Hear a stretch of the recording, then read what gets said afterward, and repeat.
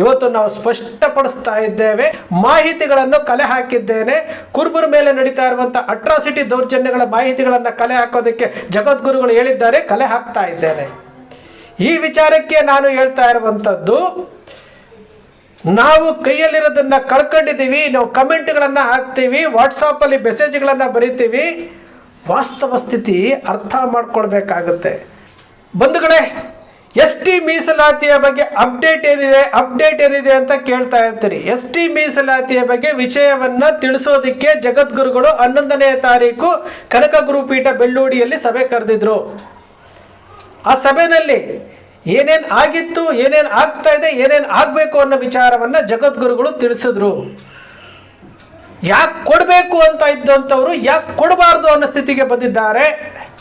ಇದುವರೆಗೂ ನೂರಾರು ST ಮೀಸಲಾತಿಗೆ ಸೇರ್ಪಡೆ ಆಗುವಂಥ ನೂರಾರು ಫೈಲುಗಳು ಹಾಗೇ ಕೂತಿದ್ದಾವೆ. ಆದರೆ ಕುರುಬ ಸಮುದಾಯದ ಫೈಲು ಎಷ್ಟು ವೇಗವಾಗಿ ಕೇಂದ್ರ ಸರ್ಕಾರದ ಅಂಗಳಕ್ಕೆ ಹೋಗಿದೆ, ಪ್ರಕ್ರಿಯೆಗಳು ಪ್ರಾರಂಭ ಆಗಿದೆ.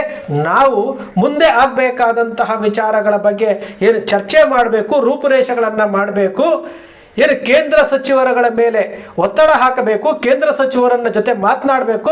ಎಲ್ಲ ಕೆಲಸವೂ ಸಹ ಕನಕ ಗುರುಪೀಠ ಮಾಡ್ತಾ ಇದೆ. 11ನೇ ತಾರೀಕು ಮೀಟಿಂಗ್ ಕರೆದಿದ್ರಲ್ಲ, ಬರಬೇಕಾಗಿತ್ತಲ್ವಾ? ಯಾಕೆ ಬರಲಿಲ್ಲ? ಇದನ್ನು ನಾವು ಯೂಟ್ಯೂಬಲ್ಲಿ, ಫೇಸ್ಬುಕ್ಕಲ್ಲಿ, ವಾಟ್ಸಪ್ಪಲ್ಲಿ ಎಲ್ಲವನ್ನೂ ಹೇಳೋಕ್ಕಾಗದೆ ಸಮಾಜಕ್ಕೆ ಒಂದು ವಿಷಯ ಮುಟ್ಟಿಸ್ಬೇಕು ಅಂತೇಳಿ ನಾವು ಮಾರ್ಮಿಕವಾಗಿ ಹೇಳಿದಾಗ ಅದನ್ನು ಅರ್ಥ ಮಾಡ್ಕೊಳ್ಬೇಕಾಗುತ್ತೆ. ಇಡೀ ರಾಜಕೀಯ ವ್ಯವಸ್ಥೆಯಲ್ಲಿ ಸಮುದಾಯ ಶೂನ್ಯ. ಯಾವ ರಾಜಕಾರಣಿಗಳು ಸಹ ST ಮೀಸಲಾತಿಗೆ ಸಹಕಾರ ಕೊಡ್ತಾ ಇಲ್ಲ.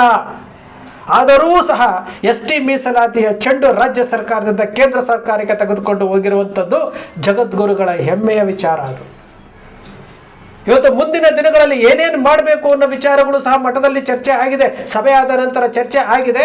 ಖಂಡಿತವಾಗಲು ಕೇಂದ್ರ ಸಚಿವರುಗಳು ಮತ್ತು ಸಂಸದರುಗಳ ಜೊತೆಯಲ್ಲಿ ಯಾವ ರೀತಿ ಕಮ್ಯುನಿಕೇಷನ್ ಮಾಡಬೇಕು, ರಾಜ್ಯದ ಎಲ್ಲ ಕುರುಬರು ಮಾಡಬೇಕು ಅನ್ನೋ ವಿಚಾರ ಚರ್ಚೆ ಆಗಿದೆ. ಆ ಚರ್ಚೆಯ ವಿಚಾರವನ್ನು ಈಗ ಅತಿಯಾದಂತಹ ಬಿಸಿಲು ಇರುವುದರಿಂದ ಸ್ವಲ್ಪ ಬಿಸಿಲು ಕಡಿಮೆ ಆದ ನಂತರ ಎಲ್ಲ ಜಿಲ್ಲೆಗಳಲ್ಲಿ, ಎಲ್ಲ ತಾಲೂಕುಗಳಲ್ಲಿ ಈ ಸಭೆಗಳನ್ನು ಮಾಡಿ ಕನಕ ಗುರುಪೀಠದ ಹೆಸರಿನಲ್ಲಿ ಇಲ್ಲಿ ಸಮುದಾಯ ಮುಖ್ಯ, ಸಮುದಾಯದ ST ಮೀಸಲಾತಿ ಮುಖ್ಯ ಹೊರತು ಬೇರೆ ಏನೂ ಬೇಕಾಗಿಲ್ಲ. ST ಮೀಸಲಾತಿಯ ವಿಚಾರದಲ್ಲಿ ಕನಕ ಗುರುಪೀಠವೇ ಸುಪ್ರೀಂ, ಕನಕ ಗುರುಪೀಠವೇ ಸುಪ್ರೀಂ, ಜಗದ್ಗುರುಗಳೇ ಸುಪ್ರೀಂ. ಅವರ ಹೆಗಲ ಮೇಲೆ ಭಾರ ಹಾಕಿದ್ದೇವೆ. ಅವ್ರು ಹೇಳ್ದಂತೆ ಕೇಳಬೇಕು. ನಾವು ST ಮೀಸಲಾತಿ ಪಡಿಬೇಕು ಅಂತಂದರೆ ನಮಗೆ ಉಳಿದಿರುವುದು ಒಂದೇ ಒಂದು ಆಶಾಕಿರಣ, ಒಂದೇ ಒಂದು ಮಾರ್ಗ.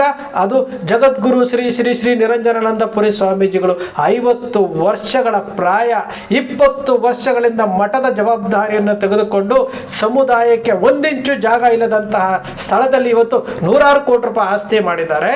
ಸಮುದಾಯಕ್ಕೋಸ್ಕರವಾಗಿ ಇಷ್ಟೆಲ್ಲ ಮಾಡ್ತಾ ಇದ್ದಾರೆ. ಇನ್ನು ನಾನು ಎಷ್ಟು ದಿವಸ ಇರ್ತೀನೋ ಗೊತ್ತಿಲ್ಲ. ನಾನು ST ಮೀಸಲಾತಿ ಕೊಡಿಸ್ತೀನಿ ಅಂತಂದಾಗ ವೇದಿಕೆ ಮೇಲೆ ಹೇಳ್ತಾರೆ ಅಂತಂದಾಗ ಎಂಥವ್ರಿಗಾಗಲಿ ಹೊಟ್ಟೆಲಿ ಬೆಂಕಿ ಬಿದ್ದಂಗೆ ಆಗಲ್ವಾ? ನಾವು ಮಾತ್ರ ನಮ್ಮ ಮನೆಯಲ್ಲಿ ಕುತ್ಕೊಂಡು ಟೈಮ್ ತಿಂಡಿ ತಿನ್ಕೊಂಡು ಬೆಚ್ಚಗೆ ಚಳಿಗಾಲದಲ್ಲಿ ಬೆಚ್ಚಗಿರ್ತೀವಿ, ಬೇಸಿಗೆಗಾಲದಲ್ಲಿ ಫ್ಯಾನ್ ಹಾಕೊಂಡಿರ್ತೀವಿ. ನಾವು ಆರಾಮಾಗಿ ಐಷಾರಾಮಿ ಜೀವನ ಮಾಡ್ತಾ ಇದ್ದೀವಿ. ಒಬ್ಬ ಜಗದ್ಗುರು ಸ್ಥಾನದಲ್ಲಿ ಕೂತ್ಕೊಂಡಿರುವಂಥದ್ದು ಜವಾಬ್ದಾರಿ ಕೊಟ್ಟಿದ್ದಾರೆ. ಆ ಜವಾಬ್ದಾರಿಯನ್ನು ಫುಲ್ಫಿಲ್ ಮಾಡಬೇಕು, ನ್ಯಾಯ ಒದಗಿಸ್ಬೇಕು ಅಂತ ಹೋರಾಟ ಮಾಡ್ತಾ ಇರುವಂಥವ್ರು. ಖಂಡಿತವಾಗಲೂ ST ಮೀಸಲಾತಿ ಸಿಕ್ಕೇ ಸಿಗುತ್ತೆ, ಅದಕ್ಕೆ ಯಾವುದೇ ಅನುಮಾನ ಬೇಡ. ನಾವು ಹೊಸದಾಗಿ ಕೇಳ್ತಾ ಇಲ್ಲ, ನಾವು ಭಾಷಣ ಮಾಡ್ತಾ ಇಲ್ಲ. ನಾವು ನಿಮಗೆ ಇಂಡೈರೆಕ್ಟಾಗಿ ಹೇಳ್ತಾ ಇದ್ದೀವಿ. ಕರ್ನಾಟಕದಲ್ಲಿರುವಂಥ ಕುರುಬರೇ, ನೀವೂ ಸಹ ಅದಕ್ಕೆ ತೊಡಗಿಸ್ಕೊಳ್ಬೇಕು, ನೀವೂ ಸಹ ಅದಕ್ಕೆ ಭಾಗಿಗಳಾಗಬೇಕು. 1 ತಿಂಗಳು ಬಿಸಿಲು, ಅತಿಯಾದಂತಹ ಬಿಸಿಲು ಇರುವುದರಿಂದ ಪ್ರವಾಸ ಮಾಡಲಿಕ್ಕೆ ಆಗೋದಿಲ್ಲ. ಅದರಿಂದ ಮುಂದಿನ ತಿಂಗಳು ಬಿಸಿಲು ಕಡಿಮೆ ಆಗ್ತಾ ಇದ್ದಂಗೆ ರಾಜ್ಯದ 31 ಜಿಲ್ಲೆಗಳಲ್ಲೂ ಸಹ ಎಲ್ಲ ಸಭೆಗಳು ನಡೆಯುತ್ತೆ. ಕನಕ ಗುರುಪೀಠದ ಮಾರ್ಗದರ್ಶನದಲ್ಲಿ ಸಭೆಗಳು ನಡೆಯುತ್ತೆ. ಏನೇನು ಮಾಡಬೇಕು, ಯಾರ್ಯಾರನ್ನ ಭೇಟಿ ಮಾಡಬೇಕು, ಒತ್ತಡ ಯಾವ ರೀತಿ ಏರಬೇಕು, ದೆಹಲಿ ಚಲೋ ಮಾಡಬೇಕು ಅಂದರೆ ಏನೇನು ಮಾಡಬೇಕು, ಎಲ್ಲವೂ ಸಹ ಕನಕ ಗುರುಪೀಠದಲ್ಲಿ ರೂಟ್ ಮ್ಯಾಪು ಮತ್ತು ಬ್ಲೂ ಪ್ರಿಂಟ್ ರೆಡಿಯಾಗಿದೆ. ನಾವು ವಾಟ್ಸಪ್ಪಲ್ಲಿ ಕುತ್ಕೊಂಡು ಕಮೆಂಟ್ ಹಾಕೋದಲ್ಲ, ನಾವು ಯೂಟ್ಯೂಬ್ನಲ್ಲಿ ವಿಡಿಯೋ ಮಾಡಿದ ತಕ್ಷಣ ಕೆಳಗಡೆ ಕಮೆಂಟ್ ಹಾಕೋದಲ್ಲ. ಇದು ಕುರುಬರ ಜೀವನ ಭವಿಷ್ಯದ ಪ್ರಶ್ನೆ.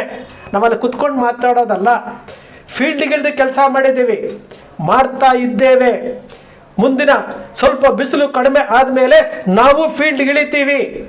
ನಿಮಗೆ ಮನವರಿಕೆ ಮಾಡಿಕೊಡ್ತೀವಿ. 25 ಜಿಲ್ಲೆಗಳಲ್ಲಿ ಯಾವ ರೀತಿ 2019ರಿಂದ 2020ರವರೆಗೂ 1 ವರ್ಷಗಳ ಕಾಲ ಅಧ್ಯಯನದ ಸಮಯದಲ್ಲಿ ಯಾವ ರೀತಿ ನಾವು ಸಭೆಗಳನ್ನು ಮಾಡಿದ್ವೋ ಅದೇ ರೀತಿ ಸಭೆಗಳನ್ನು ಮಾಡ್ತೇವೆ. ಕೇಂದ್ರ ಸರ್ಕಾರದ ಮೇಲೆ ಯಾವ ರೀತಿ ಒತ್ತಡ ಏರಬೇಕು ಅನ್ನೋದನ್ನ ಜಗದ್ಗುರುಗಳ ಮಾರ್ಗದರ್ಶನದಲ್ಲಿ ಅವರು ಹೇಳಿಕೊಟ್ಟಂತಹ ರೂಪುರೇಷೆಗಳ ಮೂಲಕ ನಾವು ಒಬ್ಬ ಸಾಮಾನ್ಯ ವ್ಯಕ್ತಿಯಾಗಿ, ಒಂದು ಸಮುದಾಯದ ಒಬ್ಬ ವ್ಯಕ್ತಿಯಾಗಿ ನಾವು ಸಭೆಗಳನ್ನು ಆಯೋಜನೆ ಮಾಡ್ತೇವೆ. ನಾವು ಇದನ್ನು ಅರ್ಥ ಮಾಡ್ಕೊಳ್ಬೇಕಷ್ಟೇ. ಕುತ್ಕೊಂಡು ಕಮೆಂಟ್ ಹಾಕೋದಲ್ಲ, ಕುತ್ಕೊಂಡು ಮಾತಾಡೋದಲ್ಲ. ಒಂದೇ ಒಂದು ಸ್ಟೆಪ್ ಮುಂದೆ ಇಡಬೇಕು ಅಂತಂದರೆ 100 ಸಾರಿ ಯೋಚನೆ ಮಾಡ್ತೇವೆ. 100 ಸಾರಿ ಯೋಚನೆ ಮಾಡ್ತಾ ಇದ್ವಿ. ಇಲ್ಲಿ ನಮಗೆ ಹೊರಗಡೆಯಿಂದನೂ ಸಮಸ್ಯೆ. ಈ ST ಮೀಸಲಾತಿಯನ್ನು ತಪ್ಪಿಸ್ಬೇಕು ಅಂತೇಳಿ ಹೊರಗಡೆ ಯಾವ್ಯಾವ ರೀತಿಗಳು ಸಮಸ್ಯೆಗಳು ಕ್ರಿಯೇಟ್ ಮಾಡ್ತಾ ಇದ್ದಾರೆ. ಜೊತೆಗೆ ನಮ್ಮಲ್ಲಿ ಒಳಗಡೆ ಇರುವಂಥವರು ಯಾವ್ಯಾವ ರೀತಿ ಡೈವರ್ಷನ್ ತಗೊಳ್ಳೋದಕ್ಕೆ ನೋಡ್ತಾ ಇದ್ದಾರೆ, ಮನಸ್ಸುಗಳನ್ನು ಕೆಡ್ಕೋದಕ್ಕೆ ನೋಡ್ತಾ ಇದ್ದಾರೆ, ಹೋರಾಟಗಳನ್ನು ಕುಗ್ಗಿಸೋದಕ್ಕೆ ನೋಡ್ತಾ ಇದ್ದಾರೆ, ಜಗದ್ಗುರುಗಳ ಮನಸ್ಥಿತಿಯನ್ನೇ ಹಾಳು ಮಾಡಲಿಕ್ಕೆ ನೋಡ್ತಾ ಇದ್ದಾರೆ. ಇದು ಹೊರಗಡೆನೂ ನಾವು ನೋಡ್ಕೊಳ್ಬೇಕು, ಒಳಗಡೆನೂ ನೋಡ್ಕೊಳ್ಬೇಕು. ಇಲ್ಲಿ ಕಮೆಂಟ್ಗಳನ್ನು ನೋಡಬೇಕು ನಾವು. ನಿಮಗೆ ಒಂದು ವಿಚಾರ ಹೇಳ್ತೇನೆ, ಇನ್ನೂ ನಿಮಗೆ 10% ಗೊತ್ತಿಲ್ಲ ಈ ವಿಚಾರದಲ್ಲಿ. ಯಾಕೆಂದರೆ ಬಹಿರಂಗವಾಗಿ ಎಲ್ಲ ವಿಚಾರಗಳು ಹೇಳಲಿಕ್ಕೆ ಆಗೋದಿಲ್ಲ. ಇದು ಸೋಷಿಯಲ್ ಮೀಡಿಯಾ. ನಮ್ಮ ಹಕ್ಕುಗಳನ್ನು ನಾವು ಕೇಳ್ತಾ ಇದ್ದೀವಿ, ಹಕ್ಕುಗಳನ್ನು ಹಕ್ಕೊತ್ತಾಯ ಮಾಡ್ತಾ ಇದ್ದೇವೆ. ನಾವು ಕೇಳ್ತಾ ಇದ್ದೀವಿ, ಸೂಕ್ಷ್ಮವಾಗಿ ನೀವು ಅರ್ಥ ಮಾಡ್ಕೊಳ್ತೀರಾ ಅಂತೇಳಿ. ಸಭೆಗಳನ್ನು ಮಾಡಿದಾಗ ಖಂಡಿತವಾಗ್ಲೂ ಬೀರಪ್ಪನ ಗುಡಿನಲ್ಲೋ ಅಥವಾ ಬೇರೆ ಯಾವ್ದಾರ ಸಮಾಜದ ಗುಡಿಗಳಲ್ಲೋ ಕುತ್ಕೊಂಡಾಗ ಎಲ್ಲವನ್ನೂ ಹೇಳ್ತೇವೆ. ಇಲ್ಲದೆ ಹೋದರೆ ನೀವು ಈಗಲೂ ಇದೇ ರೀತಿಯಾದಂತಹ ನಿಶ್ಶಕ್ತರಾಗಿ ನಿಸ್ಸಹಾಯಕರಾಗಿದ್ದರೆ ಖಂಡಿತವಾಗಲೂ ನಿಮ್ಮ ಭವಿಷ್ಯ ಏನಾಗುತ್ತೆ ಹೇಳ್ರಿ. ಇವತ್ತು ST ಮೀಸಲಾತಿ ಪಟ್ಟಿಯಲ್ಲಿ ಇದ್ಕೊಂಡೇ ನಾವು ವಿಸ್ತಾರ ಮಾಡ್ಕೊಳಕ್ಕಾಗದೇ ಇರುವಂಥವ್ರು, 3 ಸಾರಿ ಕಳ್ಕೊಂಡಿರುವಂಥವ್ರು, ಜಗದ್ಗುರುಗಳು ಹೋರಾಟ ಮಾಡ್ತಾ ಇದ್ದಾರೆ. ಅವರು ಹೋರಾಟ ಯಾರಿಗೋಸ್ಕರ ಮಾಡ್ತಾ ಇದ್ದಾರೆ, ಅವ್ರ ಜೊತೆಗೆ ನಾವು ನಿಂತ್ಕೊಳ್ಬೇಕು ಅನ್ನೋ ಕೆಲವು ಜನರ ಮನಸ್ಥಿತಿಗಳಿಲ್ಲದೆ ಇರುವಂಥವ್ರು. ನಾಳೆ ದಿವಸ ಎಲ್ಲವನ್ನೂ ಕಳ್ಕೊಂಡ್ಬಿಟ್ರೆ ನಾಳೆ ST ಮೀಸಲಾತಿ ಯಾರು ಕೊಡಿಸ್ತಾರ್ರಿ? ಯಾರು ಕೊಡಿಸ್ತಾರೆ? ಅರ್ಥ ಮಾಡಿಕೊಂಡ್ರೆ ಬುದ್ಧಿವಂತರಾಗ್ತೀರಿ. ಇಲ್ಲದಂದರೆ ನಿಮ್ಮಂತಹ ದಡ್ಡರು ಜಗತ್ತಿನಲ್ಲಿ ಯಾರೂ ಇರಲಿಕ್ಕೆ ಸಾಧ್ಯ ಇಲ್ಲ. ಈಗಾಗಲೇ ನಮ್ಮ ದಡ್ಡತನವನ್ನು ನಾವು ತೋರಿಸಿದ್ದೀವಿ, 3 ಬಾರಿ ತೋರಿಸಿದ್ದೀವಿ, 3 ಬಾರಿ ತೋರಿಸಿದ್ದೀವಿ, ಈಗಲೂ ತೋರಿಸ್ತಾ ಇದ್ದೇವೆ. ST ಮೀಸಲಾತಿಯ ವಿಚಾರ ಇಟ್ಕೊಂಡು ಯಾರ್ಯಾರು ಎಲ್ಲೆಲ್ಲಿ ಏನೇನು ಸಭೆಗಳನ್ನು ಮಾಡಿದ್ದಾರೆ, ಇದರ ಡೈವರ್ಷನ್ ಮಾಡೋದಕ್ಕೆ ಏನೇನು ಮಾಡಿದ್ದಾರೆ, ಏನೇನು ಮಾಡಿದ್ರು ಎಲ್ಲವೂ ಸಹ ಮಾಹಿತಿಗಳಿದ್ದಾವೆ. ಇದಕ್ಕೆ ಸಮುದಾಯದ ಜೀವನ ಮತ್ತು ಭವಿಷ್ಯ, ಸಮಾಜದ ಮೇಲೆ ಆಗ್ತಾ ಇರುವಂಥ ಅಟ್ರಾಸಿಟಿ, ದೌರ್ಜನ್ಯ, ಶಿಕ್ಷಣದಿಂದ ವಂಚಿತರಾಗ್ತಾ ಇರುವುದು ಎಲ್ಲವನ್ನು ತಪ್ಪಿಸೋದಕ್ಕೆ 10 ವರ್ಷಗಳ ಕಾಲ ರಾಜ್ಯ ಸರ್ಕಾರಕ್ಕೆ ತಗೊಂಡು ಬಂದು 2015 ನವೆಂಬರ್ 15ನೇ ತಾರೀಕು ಬಾಗಲಕೋಟೆಯಲ್ಲಿ ಪ್ರಾರಂಭ ಮಾಡಿ 2020 ಜುಲೈ 2023 8 ವರ್ಷಗಳ ಕಾಲ ಹೋರಾಟ ನಡೀತು ಕರ್ನಾಟಕ ರಾಜ್ಯ ಸರ್ಕಾರದಲ್ಲಿ. 3 ಸರ್ಕಾರಗಳ ಜೊತೆ ಚರ್ಚೆ ಆಗಿದ್ದದ್ದು. ಈಗ ಕೇಂದ್ರ ಸರ್ಕಾರದಲ್ಲಿದೆ. 100ಕ್ಕೆ 100 ಭಾಗ ವಿಶ್ವಾಸ ಇದೆ. ಜಗದ್ಗುರುಗಳ ನೇತೃತ್ವದಲ್ಲಿ ST ಹೋರಾಟ ನಡೆಯುತ್ತೆ, ST ಮೀಸಲಾತಿ ಸಿಗುತ್ತೆ. ನಾವು ಯಾವ ವಿಚಾರವನ್ನು ಬಹಿರಂಗವಾಗಿ ಎಲ್ಲವನ್ನೂ ಹೇಳೋದಕ್ಕೆ ಆಗೋದಿಲ್ಲ.